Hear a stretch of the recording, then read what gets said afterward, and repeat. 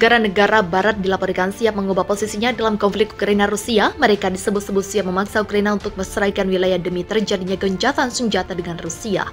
Isu soal barat yang siap memaksa Ukraina serahkan wilayah ini dilaporkan oleh sebuah portal berita asal Prancis, yaitu Agoravox. Agoravox menuliskan secara gamblang bagaimana media-media AS dan juga negara Uni Eropa menciptakan narasi palsu soal kegagalan Rusia. Menurut laporan yang dipublikasikan dengan judul Putin menenangkan, perang informasi Putin dinilai akan segera mengalahkan tentara yang tersisa di wilayah Donbas Ukraina. Dan keberhasilan ini mengubah sudut pandang para politisi barat untuk sesegera mungkin berkompromi dengan penghasut Ukraina untuk serahkan wilayah. Tidak mungkin lagi untuk menyangkal bahwa ternyata faktanya Putin akan segera mengalahkan apa yang tersisa dari tentara Ukraina di Donbas, tulis laporan media tersebut. Hasilnya semakin banyak politisi barat dimulai dengan yang tua, Kissinger yang menyerukan gencatan senjata untuk pembicaraan damai dengan Putin, bahkan jika itu berarti memaksa Ukraina membuat konsesi teritorial. Tulisan ini sebenarnya merujuk pada pernyataan mantan Menlu AS Henry Kissinger yang menyerukan untuk melakukan gencatan senjata dan pembicaraan damai dengan Putin, bahkan jika nantinya harus dibayar dengan memaksa Ukraina menyerahkan wilayahnya. Dikutip House.id dari laman RIA Novosti pada Selasa 14 Juni 2022, pernyataan ini dibuat Kissinger dalam sebuah pidato di Davos. Saat berpidato, Kissinger meminta agar Barat mempengaruhi Ukraina untuk terus melanjutkan negosiasi dengan Rusia. Di sisi lain, Kementerian Pertahanan Rusia mengklaim bahwa pasukan militernya kini telah menyelesaikan tugas utama tahap pertama untuk melemahkan potensi tempur pasukan Ukraina dengan tujuan operasi pembebasan wilayah Donbas Ukraina. Seperti diketahui bahwa sejak 24 Februari 2022, Rusia terus melakukan serangan dengan dalih melakukan operasi militer khusus, denasifikasi dan demilitarisasi Ukraina. Presiden Putin berulang kali menyebut bahwa operasi militer ini digunakan untuk melindungi orang-orang yang menjadi sasaran intimidasi dan genosida yang dilakukan oleh rezim Kiev selama 8 tahun lamanya. Pasukan Rusia dilaporkan telah menguasai sekitar 80% kota Severodonetsk, salah satu daerah terakhir di Oblast daerah setingkat Provinsi Luhansk yang masih dikuasai Ukraina. Kota ini merupakan salah satu titik terpanas pertempuran Donbas belakangan ini. Selain menguasai mayoritas wilayah kota, Rusia juga dilaporkan telah menghancurkan 3 jembatan yang menjadi jalur utama ke luar Severodonetsk. Namun Ukraina tetap mencoba mengevakuasi penduduk yang terluka. Gubernur Luhansk versi Ukraina, Sergei Haidai menyatakan bahwa evakuasi massal warga sipil tidak mungkin karena gencarnya pertempuran dan bombardir Rusia. Menurutnya, pasukan Ukraina dipaksa mundur hingga ke pinggiran kota.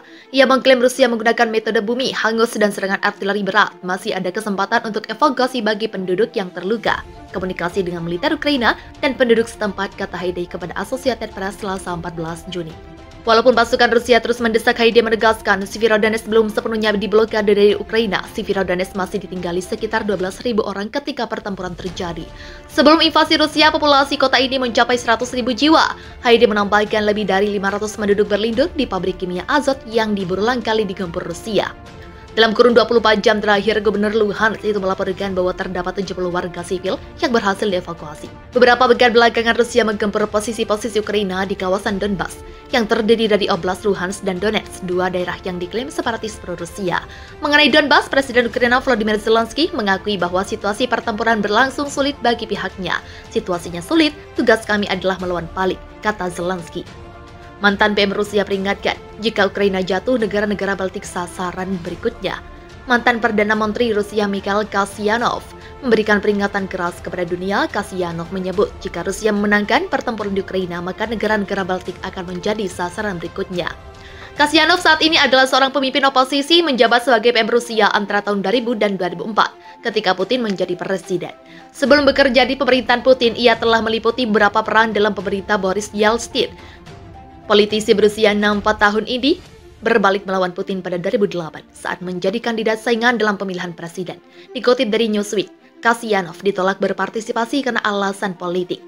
2 tahun kemudian ia ikut mendirikan koalisi Partai Kebebasan Rakyat dan sejak itu menjadi pemimpin oposisi Partai Kebebasan Rakyat atau Parnas. Dalam sebuah wawancara, Kasyanov mengatakan awalnya dia mengira rencana Putin menginvasi Ukraina hanya sebuah gertakan. Namun ketika Presiden Rusia menyuruhkan pertemuan Dewan Keamanan Utama pada 21 Februari, Kasyanov menyadari bahwa Putin benar-benar bermaksud untuk memulai perang. Dia mengatakan perang bisa berlangsung hingga 2 tahun.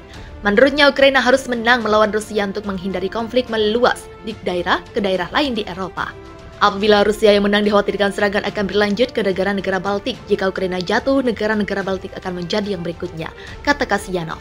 Bukan hanya itu, pemimpin oposisi Rusia juga menekankan pentingnya Ukraina memenangkan perang. Kasyanov bahkan tak setuju dengan Presiden Prancis Emmanuel Macron yang menyarankan agar perang diakhiri dengan kompromi. Kemungkinan hal itu akan mencakup penyerahan wilayah untuk Ukraina.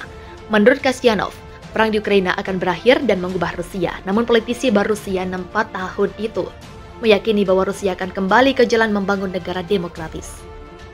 Presiden Volodymyr Zelensky mengunjungi provinsi Kharkiv di Ukraina Timur. Ini adalah pertama kalinya Mr. Zelensky meninggalkan Kiev sejak pertempuran pecah. Kantor Presiden Ukraina pada 29 Mei memposting di Telegram sebuah video Zelensky mengenakan rompi anti peluru mengunjungi provinsi Kharkiv, sebuah daerah di mana tentara Ukraina baru saja mendorong mundur pasukan Rusia di dekat perbatasan. Dalam video tersebut, tentara Ukraina memperkenalkan kepada Presiden senjata Rusia yang hancur berserakan di jalan. Video tersebut juga menunjukkan bahwa banyak bangunan sipil di kota Kharkiv telah rusak parah.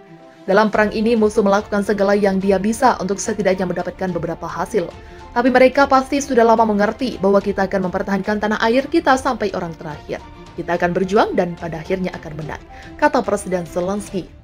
Pemimpin Ukraina juga bertemu dengan pejabat lokal, termasuk Gubernur Provinsi Kharkiv dan Wali Kota-Kota Kharkiv, untuk membahas program rekonstruksi pasca perang. Zelensky menyarankan agar para pejabat mencari proyek untuk membangun kembali daerah yang hancur. Ini adalah kesempatan bagi distrik-distrik yang hancur untuk mendapatkan wajah baru, kata Presiden Zelensky.